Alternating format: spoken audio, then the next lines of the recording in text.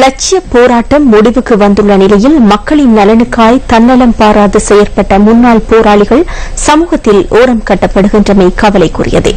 இனம் தேசம் என்று அரசியல் மேடைகளில் வீரவசனம் பேசும் அரசியல் தலைமைகள் முன்னாள் போராளிகளின் தற்போதைய நிலைமை தொடர்பில் கரிசனை கொள்ளாமை சமூகமயப்படுத்தப்பட்ட முன்னாள் போராளிகள் வாழ்க்கையை உறுதிப்படுத்துகின்றது. மட்டக்களப்பு மகிழடி தீவு தெற்கில் வசித்து வருகின்றார் சின்னத்தம்பி யோகராஜா.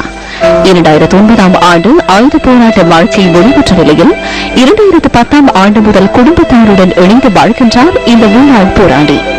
விடுதலைக்காய் போராடிய இந்த முன்னாள் போராளிக்கு தொழில் செய்த குடும்பத்தை பராமரிப்பதென்பது சவாலான விடயமல்ல.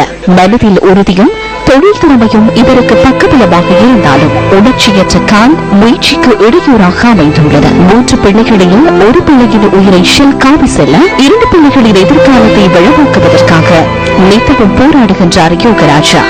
2009 சார்ந்த 2010 ரிலீஸ் ஆகி வந்து வீட்டில் இருக்கிற 2 பிள்ளைகள் கொஞ்சம் கஷ்டமாக தான் இருக்குது. பாடலாம் பொறுப்பளவு கொண்டிருக்காங்க 3000 ரூபாய். அதுக்கு நான் போட்டு பார்க்கறேன், இன்னும் கிடைக்கல. அதுவும் கிடைச்சா பெரிய உதவியாக இருக்குது. நான் பல தடவை டிஎஸ்ஓபிக்கு போயும் அலைஞ்சும் அது கிடைக்கல. நடத்தி கொண்டா இருக்கிறாங்க. எனக்கு அந்த கொடுப்பனம் கிடைக்கும்னா பிள்ளைங்க படிப்பு செய்ய வேண்டாம். எனக்கு அதை இளைஞர் மடங்கு கிளிநொச்சி இளைஞர் மடத்தில் பிள்ளைக்கு ஷெல்பிஷ் பட்டு உடலில் உடனே சேர்த்துக்கிறோம். மட்டக்களப்பு வந்துட்டோம்.